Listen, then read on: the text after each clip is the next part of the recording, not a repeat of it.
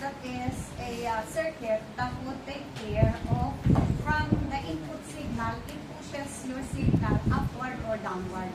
Ibig sabihin lang yan is itutulak niya pataas yung input mo, input source mo, okay, pataas o kaya pababa. Kaya para makita mo yan, ang important component na meron dyan ay ito, capacitor. So, let us have a review of what a capacitor is, class. A capacitor is two conductive plates. Conductive, ibig sabihin conductor. A conductor material is the gold, silver, nakawin yan, copper na lang, mas mura. And what is the other one? Aluminum, ganun. Correct? Okay. Iron, mga ganun, conductive material, conductive. Ibig sabihin, ay current that easily pass through this kind of materials. So it is not an insulator. Two capacitive plates, but there is an insulation in between. Ibig sabihin yan, if I have something like this, capacitor, capacitor, let's have a review, capacitor. Capacitive plate, ito yan. No? Ayan, positive. And then, another two capacitive plates, but they are insulated from each other. There is an insulation. Okay? Ayan. So, in other words, since there is an insulation, okay, the electrons, pagka i-push mo yung electrons, papasok yan. Okay, insulator kasi yan eh. It cannot pass through it. Diba? Kaya nito, the reason why I was able to hold this one, because the current that is flowing here is going this way. Okay, I cannot feel the electrons because there is an insulation in between them. So that I cannot feel this one. No. Okay, kaya there is a barrier. Okay, there is a barrier for a current to flow. So, dito yan, wala. Okay. Now, there are two inductive plates. And then, okay, and the symbol is of course this one. So, if I have here a circuit, for example, a DC source, for example, DC. And then, okay, and I have here a resistive plate.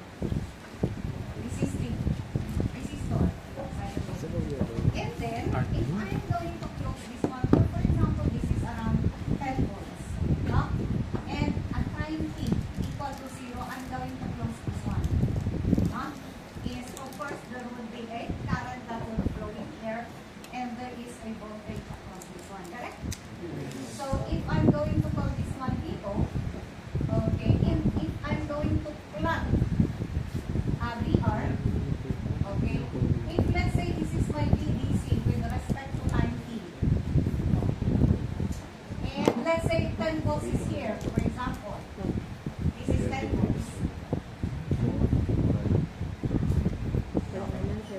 No? So if I'm going to plug VR, plus, if I'm going to plug my VR with respect to time t, is, at close ko yan, di ba ito ang 0, time t, pag close ko yan, meron agad voltage, and the voltage is, okay, of course, your VR, time t equal to 0, your VR is also equal to VDC when it is also 10 volts. Nilagay ko kagad 10 volts kasi constant, correct? Okay, it did not change at all, so this would also be 10 volts. Now, if it is a capacitor class, let's say I have it here,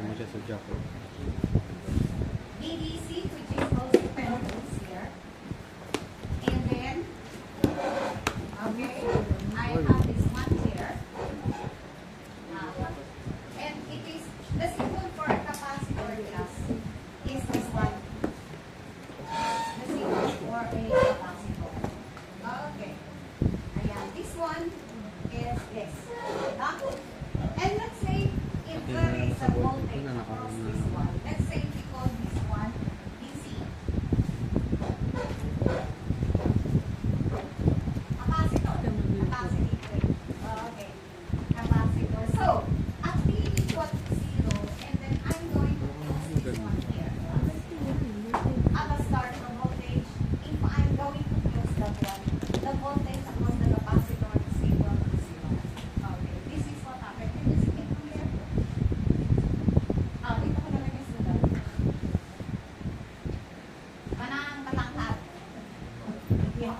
ate.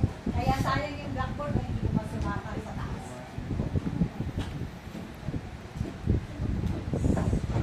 Okay, so if I have this one here, ulitin ko na lang.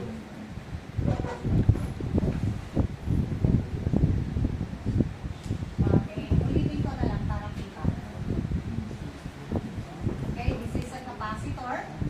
At T equal to 0, let's say the voltage across this one, if there is, let's say we call it DC, and let's say we have here your VDC, which is equivalent to 10 volts. Okay, if I'm going to close that one, okay, if I'm going to close this one, normally, okay, since this is a force, there would be a, and of course this is a, let's say copper, and it has valence electrons. Diba? Pag copper, the valence electron is 1, or it has 1 electron at its outermost edge there. So if I have this one here, there is a strong repulsion, strong negative force of 10 volts to repel these electrons here, correct? So it pushes these electrons to move. Move yan, kunyari ito si electrons. Tinulak niya kasi strong negative force, nirepel niya. Okay, naglakad. Dumating dito. No? Sabi ko nga, ito yung tsura niya. Kaya lang, tutulak niya, makakarating ba siya dito? There is an insulation. Hindi siya makakarating dito doon. And of course, according to the force, kung malakas yung force mo, there is a, okay, rush of electrons. Hindi lang naman isa lang yan eh. Okay, the electrons that is flowing in the circuit with respect to time t, we call that one. Again, what do we call that one? Current. Okay, kaya nga ang unit niya, electrons, okay, per time. Okay, so there are electrons that is flowing here. Kunyari, ito si isang electrons dito. Oy, pumunta dito. Siyempre, marami silang naitulak. Kaya there is actually a rush of current flowing here. This is the electron flow. Let's say we call this one IC. Okay, so that, okay, if I'm going to plot IC here, IC, okay, there is actually a rush of current flowing. Ayan, dami yan. Flow. Oh, kaya lang, after a while, ayan, kunyari ito si electrons, there is a rush. Pagka time t equal to 0, oh, yan. Kaya lang after a while, nauubos yan, di ba? Kaya lang, syempre, tinuro nga sa inyo sa math na hindi naman talaga, okay, it meets the 0. Yan yung ina-explain sa math ninyo na it won't reach the 0. But ideally speaking, let's reach that 0. No? Kasi meron pa rin naman yung naiiwan, di ba? Ayan. So, pero basically speaking, let's say we call this one your IC. Okay, basically speaking, is there is a rush after a while na ubos. Now, yung naiipon dyan, naiipon na electrons, dumadami yan, di ba? Okay, and it has a negative charge. Correct? Ayan, it has a strong negative charge. While tinatanggal mo, iniipon mo ang electrons, therefore sa kabila is, syempre yung electrons naglakad. Kaya yung atomic structure, for example, ni copper, na 29 electrons, okay, is 29 protons, para neutral si atom, hindi ba? Pero pagka tinanggal mo si electrons kasi umalis sa orbit mo, naglakad siya. Anong nangyari dito sa copper atom na ito? It has an excess positive charge. Kasi, kaya, because it is trying to attract at electrons to replace the electrons na umalis. Correct? Therefore, it is trying to attract at electrons to neutralize para maging 29 protons, 29 electrons ulit para neutral siya. Kaya lang, habang umalis si electrons at hindi siya neutral, 28 electrons na lang siya at 29 protons, it has a positive charge. So that is what happened. So at the other side, kasi hindi naman maka-penetrate doon para ma-neutralize, is this one therefore is, it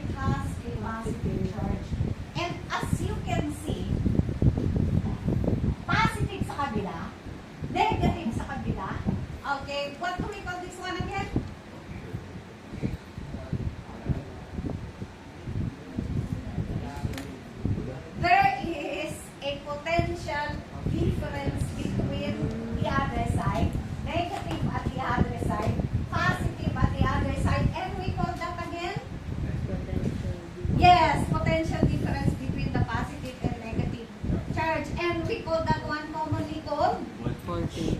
voltage. Okay. So, voltage, na-develop ng voltage dito, di ba? Okay? Kaya, habang naiipon si electrons, okay, is nagde-develop tayo ng voltage. Okay? And then, kaya lang after a while, naubos na eh. Naubos na si electrons and this is now the voltage that, and what is the voltage? Ano ang pinaka malaking voltage na develop that is of course is equivalent to 10 volts. So this is now your DC, or we call it charging. In other words, okay, normally you call that one charging, di ba? You're familiar with the term charging. Okay, charge natin si battery. Di ba? Okay, and that is what happened. Okay, iniipunan natin siya ng electrons para magkaroon ng potential difference between the two. Kaya an important component na meron dun sa charging na pinatawag nyo ay capacitor. Okay, kaya yung charger nyo, dyan, may capacitor yan. Get that? May capacitor na nakalagay dyan. Okay. So, ayan, a temporary here, it becomes a voltage. Okay, so, here, and I do not know, I cannot remember up to this time, pagka naaalala ko, pero most of the time, nakakalimutan ko yung tawag sa ganyan. Yung, at the point, the condition, at the point where it is charging na hindi pa stabilized. Okay. I always forgot the name. Okay. At, ayun. So, in other words, okay, except at this point here, this portion here, is at this point here, class, okay, this is the stabilized period. At the stabilization period, the voltage here, okay, the voltage here is actually equal to VDC. Kaya pag close ko yan, hindi kagaya ni VR, pag close ko yan, meron kaagad voltage across the resistance. Hindi ba? Dito, hindi kaagad-agad. Okay, it is only after a while, pag nag-stabilize niya, is there is now a voltage across it which is equivalent to the voltage across it which is equivalent to 10 volts in this case, and the current after the stabilization IC is now equal to 0. Did you get that? Except that at the time of charging. Pero normally, ito na yung fixed point. Ngayon, pag binuksan ko ulit yan, nawala na ba yung voltage dito? Yung potential difference between these two here? Nawala na ba? Wala, nandiyan pa rin. Kaya it becomes a temporary voltage. So, anong gagawin natin? Para matanggal. Okay? Para matanggal yan, anong gagawin natin? Is, normally, ilagay natin, maglagay ka dito ng resistor. Okay? Mag-close ka dyan ng resistor. You get that? Okay, through a resistor. Pero pagka maliit na maliit lang, class, ayan eh.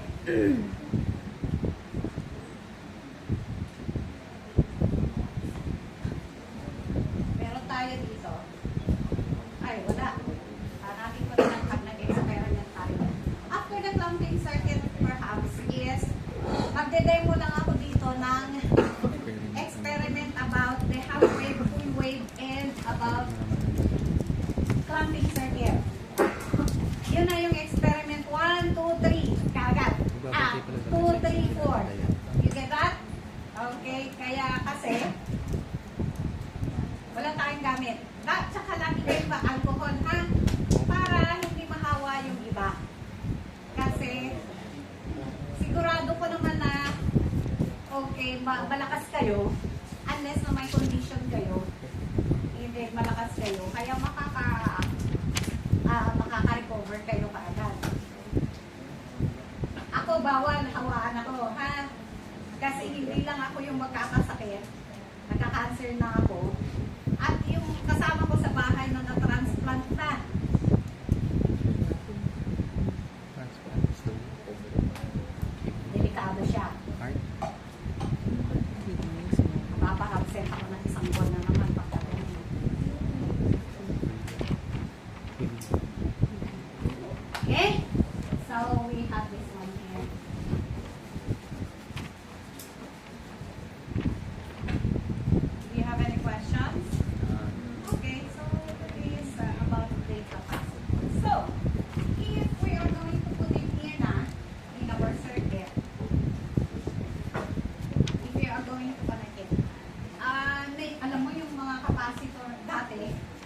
America 80s, 1984, sa Voice of America, sa dati.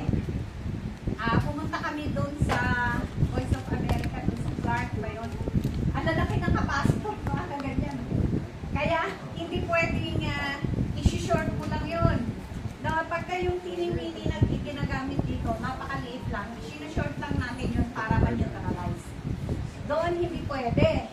No, every time na gumamit ka ng capacitor, you discharge it every time you reconnect a circuit. Ha? Do not forget about that one. I-reconnect nyo. I-reset nyo ulit. Excuse me. So, what about this one? Therefore, in our circuit is, we have a like this. So, yes? Yun yung current, di ba? Ayan o, nakalagay doon.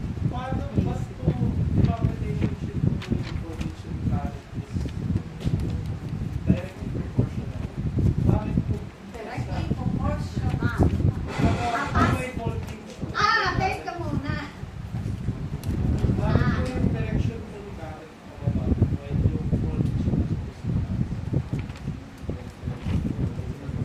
Resistive load. Resistive load. Okay? Resistive load. Ano? Because of the Ohm's law, correct?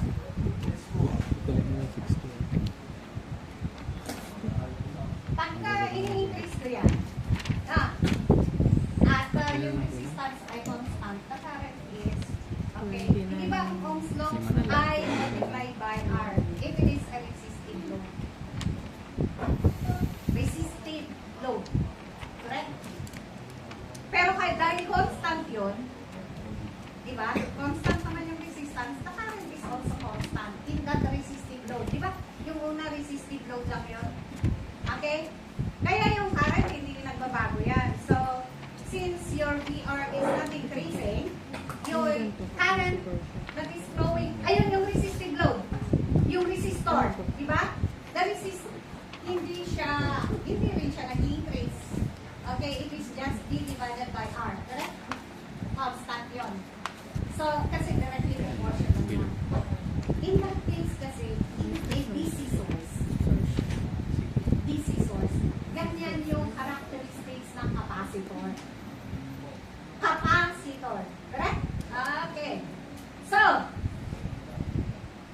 about your question, if you try to notice this one, if I have a, ito ngayon, simplify natin yung question, yung characteristics niya. Di ba ang diode, ano ang characteristics? Tanongin kita tuloy. Is it directly proportional? Sa diode, pagka-diode. The voltage, ito kasi voltage across the resistor, di ba?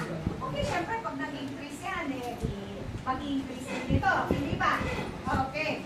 Kaya, directly proportional yung increase ng voltage with respect to the current, di ba? Across the diode. Tuloy kita.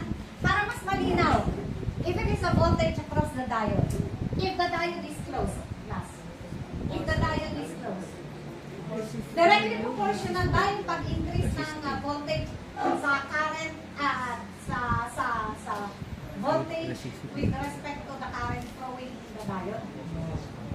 Directly proportional? The voltage across the diode with respect to the current? Ano siya?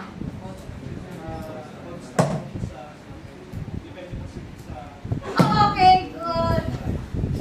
Okay, that answers yung question. Pag diode yun, okay, yung source mo, di ba pagka resistive load, pagka yung source mo nag-increase, tapos wala ka namang ibang load, your voltage across the resistor is also increasing. The current is also increasing.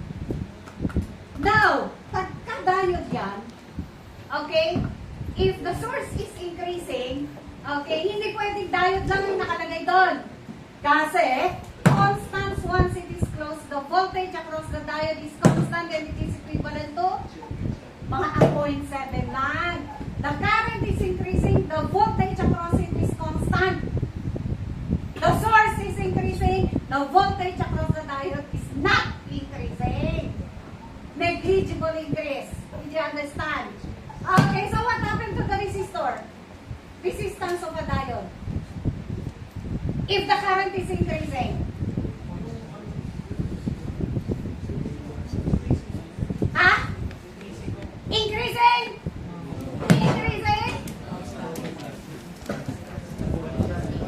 Nag-experiment na kayo niyan eh, di ba? Di ba sabi ko dun sa na resistance of the diode is equal to the voltage across it divided by the current. Ohm's law. Ano? Inversely proportional. So, if the voltage is not increasing, the current is increasing, what happens to the resistance? Increasing. Very good. Very good question actually. That is to clear, no? Kung ano man yung iniisip-isip ninyo. Okay? Ganun pag tayo. Diba? Okay, the voltage across the diode is not increasing. Kaya hindi pwede kayong maglagay ng diode lang diretso sa source. May kailangan may resistance lagi para pupunta dun sa resistor. Did you understand? Yung excess voltage na hindi kailangan ni diode. Alright? Okay. Good. Thank you. Di malinaw? Okay? Pagka-capacitor, ito naman ang characteristics niya. Ay, ganyan. Hindi makapag-penetrate ang current flow dyan. Did you get that? Okay. Kaya, kung sa AC source kasi, meron, pero gaganyan-ganyan lang, nagsiswing, hindi papasok sa loob. Remember that, in a capacitor, bawal pumasok sa kanya ang current dito. Pag nakapasok, shorted na yun, sira na yung capacitor. Nagsiswing lang, gumaganyan. Kung meron, in this case, pure DC, hindi ganun. Kaya, if you try to remember, in your DC circuits 1, DC source lang yun, di ba? Okay? Kaya ang load lang ninyo ay resistor, wala pa yung capacitor, wala pa yung inductor. Gets? Okay, pagka circuits 2 na, may AC na, okay, meron na kayong capacitor at saka inductor. Okay? Dito lang tayo muna sa capacitor. So, if I have something like this class, eto yan. Let's say, BDC. Meron akong BDC dito. Let's say, equivalent to 10 volts. Okay, very good. Actually, magandang tanong yung para clarification ng iba't ibang elements. Iba-iba yan. Iba-ibang response. Okay? And very good. Okay. Tuloy ako doon sa tanong. A, B. Let's say at terminals open. Di ba this is open? This is an open circuit. Okay? Let's say if there is a voltage across the open circuit, let's say we call this one VAB. To emphasize, that is I am referring to this one. Is there a current flowing here? None. So I is equal to 0. Is there a voltage across this one? Yes. And what is this equivalent to? 7 ang deadline ng mga. Equal to DDC. 5 ko pala gagawin. Now, take a look at these two circuits. November 5 Yes. Take a look at these two circuits. Okay? Take a look at these two circuits here. Is, hindi ba at stabilized portion? Ito na tayo. Diba? The VDC is equivalent to 10 volts after a while. Okay? And the current is equal to 0. In an open circuit, hindi ba the voltage across this one is yung nakaparallel sa kanya na voltage? And the current is equal to 0. So, a capacitor circuit with respect to the DC source, it is acting like an open terminal, open switch, that of course, there is a voltage across it, happens to be the voltage, the one that is across it, and there is no current flowing here. classes, the characteristics. Yun din po. Okay? Ginagawa ko. Siyempre, ang pinakamadali kasi isipin natin si resistor, di ba? Ito yan. Sa 7 Okay? pa lang. Ayan. So, any question? So, it is something like an open switch. Open, no? Now, there is no current flowing through it and the voltage across it is like an open terminal. Okay, class?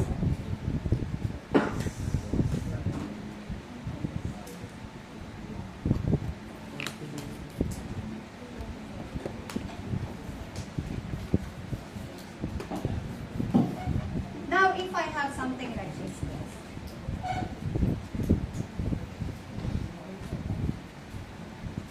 ngayon, pagka ilagay na natin siya dyan, anong nangyari? Okay, and to make it simpler for us to understand, so that it would be simpler for us to understand class. Okay, let's make it a square wave. Let's say I have a circuit like this, ha? May capacitor na tayo. Sa exam nyo, may capacitor na yan. Clamping circuit. Okay, let me explain this one. Let's say I have here now a source, which is a, okay, ayan. Ibig sabihin nito square wave 2. Let's say this is now your Vs. And let's say I have here a capacitor. Normally, ang ibig sabihin ng capacitor nito, yung normally yun yung positive, yung nakaganon, yun yung negative. Okay, may mga capacitor kasi tayo, nakalimutan ko rin ang pangalan, unipolar ba o capacitor or bipolar capacitor. Yung bipolar o the unipolar is pwedeng magpalit-palit ng polarity. Yung isa is fixed ang polarity. Okay? So dito, let's say I have something like this. Okay? And this is now my VO. Now, this is my VO. And this is, let's say the capacitor here is, let's say we call this one DC. Ayan, ito siya. Okay? And then, let's say this is our source class. Ayan, magdodrawing ulit kayo sa waveform lagi. And let's say, this is now your, this is, since this is a series, okay?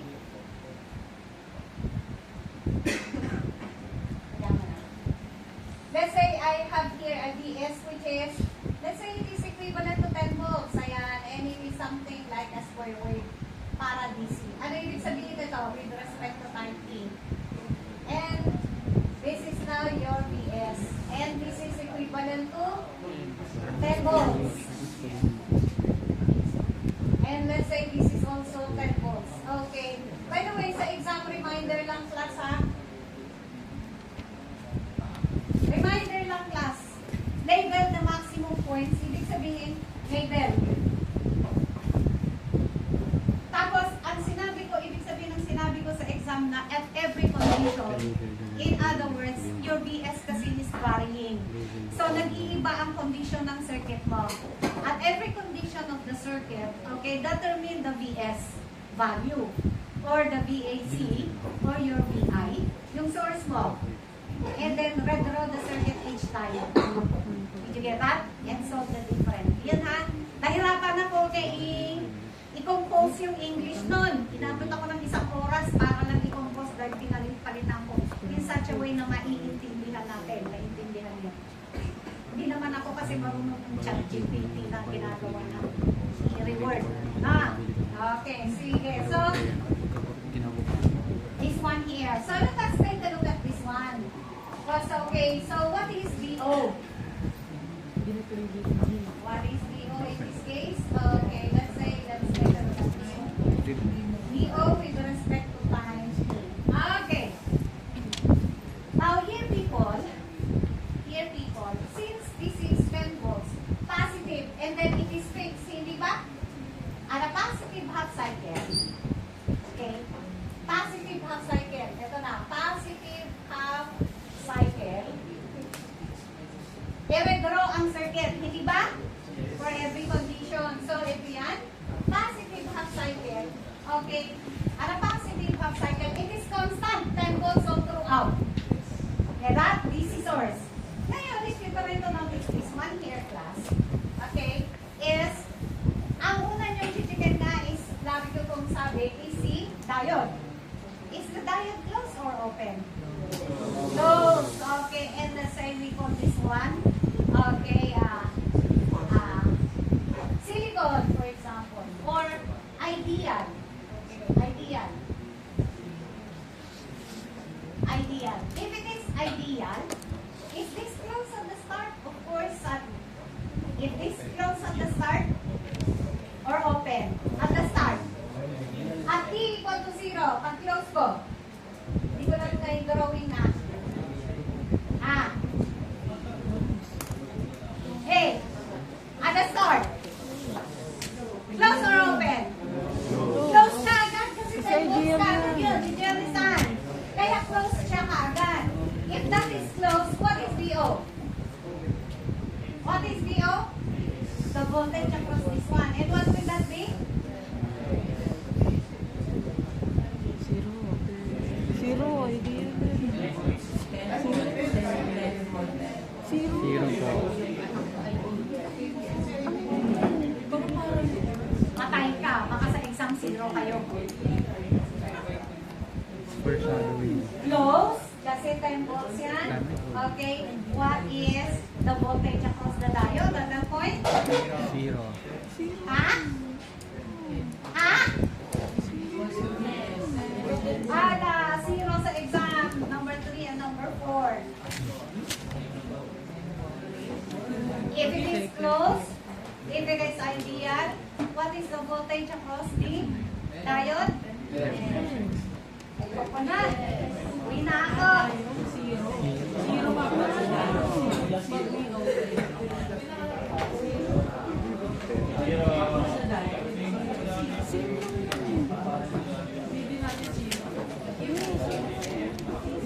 Ano siya? Ha? 0!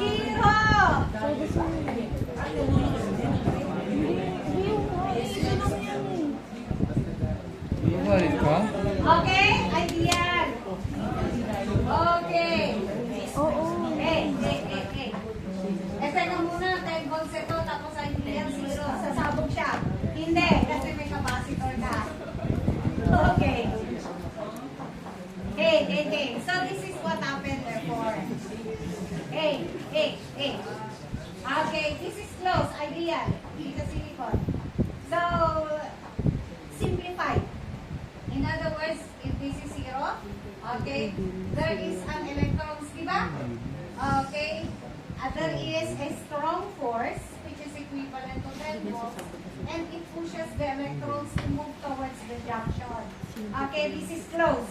Therefore, they can be able to pass through. Papasok sa loob. It can be able to pass through. Kaya lang, pagdating nila dito, can it be passed through? No. Therefore, okay, maiipon yung electrons. Therefore, there is a voltage that will be developed there. Did you understand? So, this is, therefore, the polarity is negative na naiipon din. Therefore, this is negative kasi negative na yun. This is positive. You understand? So, if this is 0, hey, pagka may voltage dapat dito, ang polarity dito ay positive, negative dyan, di ba? Pero if that is 0, okay, pwedeng hindi nyo ilagay yung polarity. Okay. Now, here, therefore, Kasi ito yung sa... pwede na kayong mag-KVL. Di ba? Pag nag-KVL ka, therefore, KVL pag ito. KVL, therefore, VS, okay, Minus VC. minus VO. is equal to 0. This is 0, so therefore, VC would be charged to equivalent to VS, and this is 10 volts. Since zero yung VO mo. Okay? Okay. Ganito mo. Kaya lang, ang tinatanong ko lang ay VO, hindi ba? Hindi ba, VO? Okay, so in other words, class, 0. Diba? Okay. During the negative half cycle,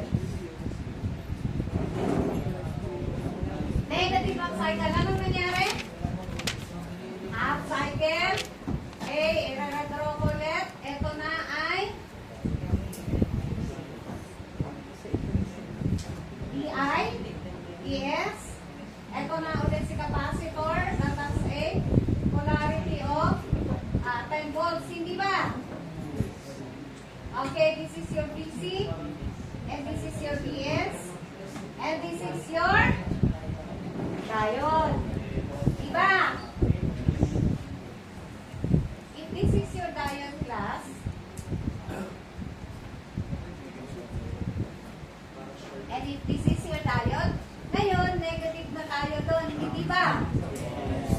Okay. Negative na tayo doon, di ba? So, this one is negative with respect to the P material. Was this one or open? Open. Therefore, okay, eto na yan, open. What about this one? This becomes temporary source. Dapat ibabalik niya eh. Pero may ibabalik ba niya kung maibabalik na kung makakataan siya dyan, hindi ba? Kaya, yan ang negative with respect to the P material. It will also open this one. Once this one is fully charged, di ba na-charge siya dito? Ba't di-discharge siya dapat? Ibabalik niya yung electron sa circuit, hindi ba? Kasi ilalabas niya, yung naipon sa kanya, ilalabas niya dapat. Kaya lang, nung na-charge siya dito, ilalabas niya. Paano niya ilalabas ay negative with respect to the P material. It becomes a source. Kaya lang, hindi niya mako-close yan kasi open yan kasi this one is, the polarity here is negative, the polarity here is also negative. Did you understand? While this one is P, kaya it is open. Get that? Okay. Now, what is VO at that point?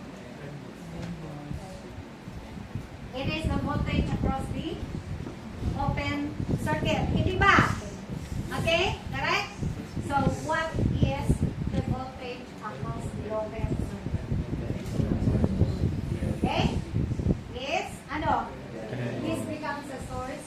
This also becomes a source. Did you get that? And then, okay, therefore, clockwise direction, KVL, clockwise is, okay, negative PS, negative PC, okay, the polarity negative positive, so that is plus PC is equal to 0. So this VO po. VO, okay, therefore VO is PS plus PC, and this is equivalent to 10 volts.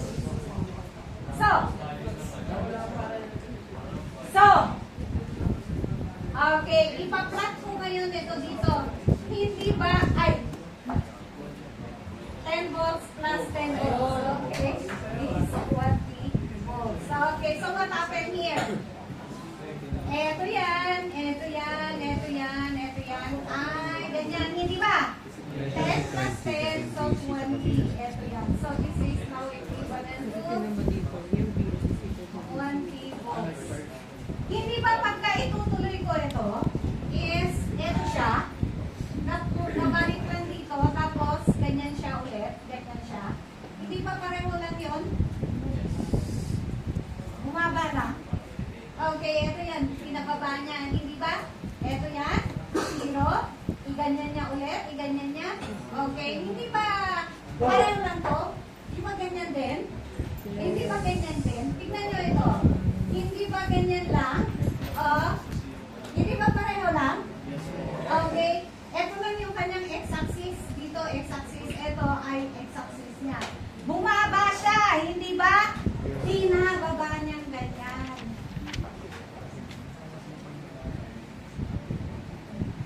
Okay? Ngayon, if it is an AC source class, if it is a sinusoidal waveform, okay, ito yan. If it is a sinusoidal waveform class, ito yan. Di ba pagka sinusoidal, ito yan, hindi ba? Okay? This is your VS with respect to time t. Your VO, pag pinalitan ko yan, ganyan lang yan. Ibig sabihin, ganyan lang yan.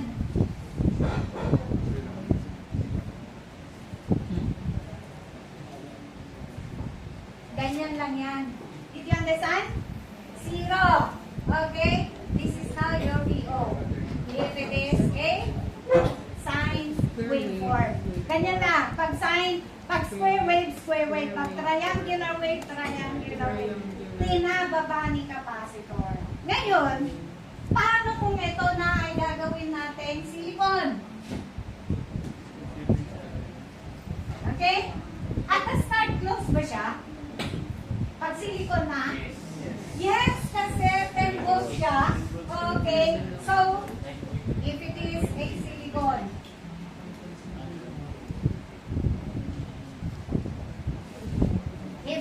silicon, okay, your VO is equal to 0.7 volts.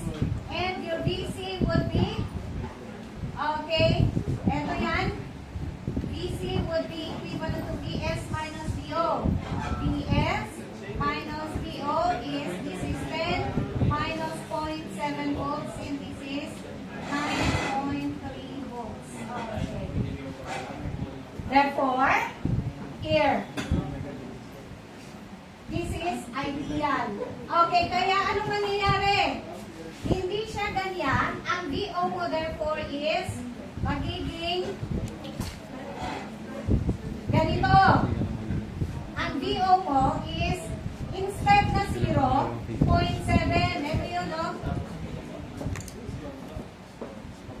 Okay? So, nakita nyo hindi ko drawing si voltage across the capacitor? Hindi. Okay, kasi ayan, i-label nyo ha, 0.7 volts. Tapos, ayan. Tapos, during the negative half cycle, pag silicon yan, hey, your silicon yan is, eto yan, VO is equal to VS plus VC. This time, anong value? Ha? VS is 10.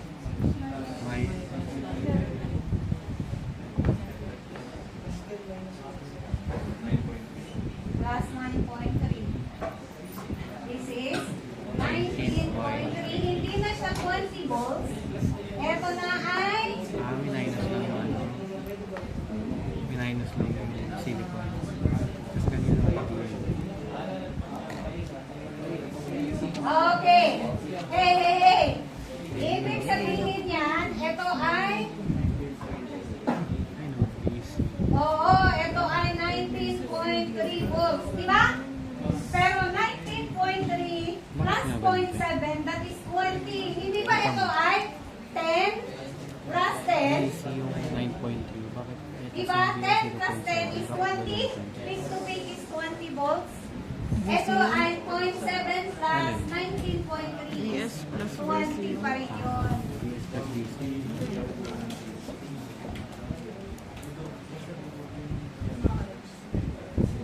Easy. Alin yan? Oo, VO. Ideal. And this is? Doon lang nagkakamali lang. Okay? Okay? Okay. Pag ito ay ideal mo, ito naman ay pagka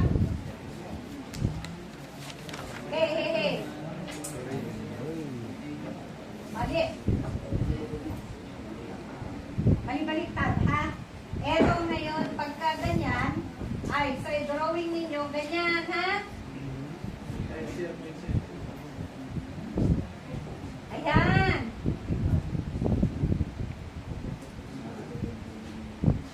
Oh. Ano ito? Ibigay sa silicon, ito ay 0.7 volts. And this is? Okay, 19.3 volts. Okay, question? That is not the end of the story. Ha? Marami pang combination yan. And that is, okay. Any question? Okay. Are we going to, kayo ba yung unit to this afternoon?